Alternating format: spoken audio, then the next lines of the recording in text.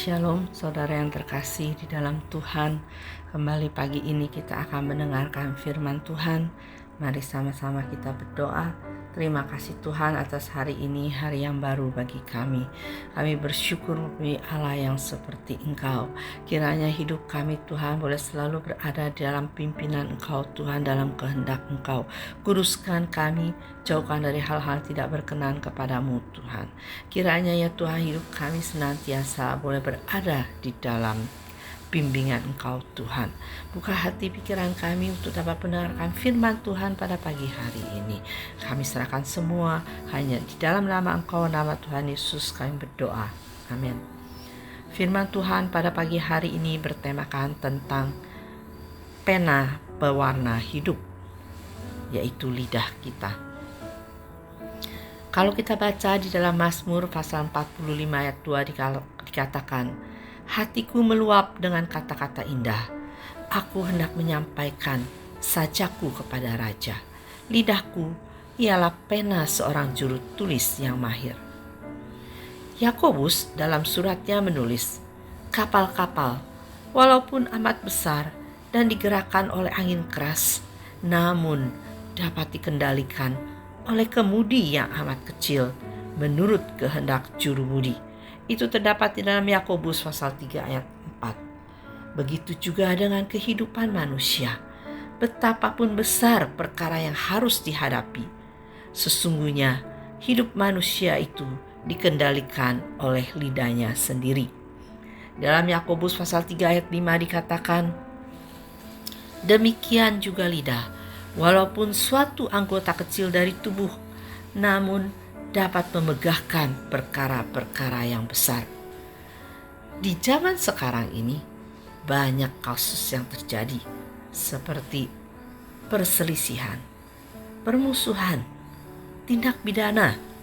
Ini semua adalah sebagai akibat dari kesalahan orang dalam memfungsikan lidah atau kecerobohannya dalam berkata-kata. Alkitab sudah mengingatkan, hidup dan mati dikuasai lidah. Siapa suka menggemakannya akan memakan buahnya. Itu terdapat dalam Amsal pasal 18 ayat 21. Karena itu saudara, haruslah berhati-hati. Sebab dengan lidah kita dapat memberkati orang lain. Tetapi dengan lidah yang sama juga kita bisa mengutukinya. Dengan lidah kita dapat membuat orang bersuka cita, tetapi kadang dengan lidah kita dapat membuat orang lain merasa berduka cita atau sedih. Melalui lidah kita dapat membangun, tetapi juga dengan lidah kita dapat menghancurkan orang lain. Jika lidah senantiasa memperkatakan hal-hal yang negatif, sama artinya kita sedang mempersulit langkah hidup kita sendiri menuju masa depan.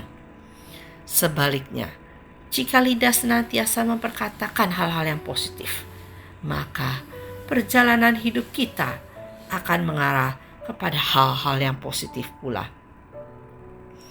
Pemazmur menyatakan bahwa lidah laksana pena yang sedang melukis dan mewarnai hidup seseorang. Ada berwarna putih, biru, cerah, buram, atau kadang hitam pekat. Sesungguhnya Tuhan telah merancang masa depan yang baik bagi kehidupan anak-anaknya. Seperti dikatakan di dalam Yeremia pasal 29 ayat 11. Sebab aku ini mengetahui rancangan-rancangan yang ada padaku mengenai kamu. Demikianlah firman Tuhan, yaitu rancangan damai sejahtera dan bukan rancangan kecelakaan, untuk memberikan kepadamu hari depan yang penuh harapan. Namun kadang tanpa sadar, rancangan Tuhan itu kita rusak dengan perkataan kita sendiri. Rasul Petrus menulis, siapa yang mau mencintai hidup dan mau melihat hari-hari baik, ia harus menjaga lidahnya terhadap yang jahat dan bibirnya terhadap ucapan-ucapan yang menipu. Itu terdapat dalam 1 Petrus pasal 3 ayat yang ke-10. Dan dikatakan juga, Jikalau ada seseorang menganggap dirinya beribadah, tetapi tidak mengekang lidahnya, ia menipu dirinya sendiri. Maka sia-sialah ibadahnya. Itu terdapat dalam Yakobus pasal 1 ayat yang ke-26.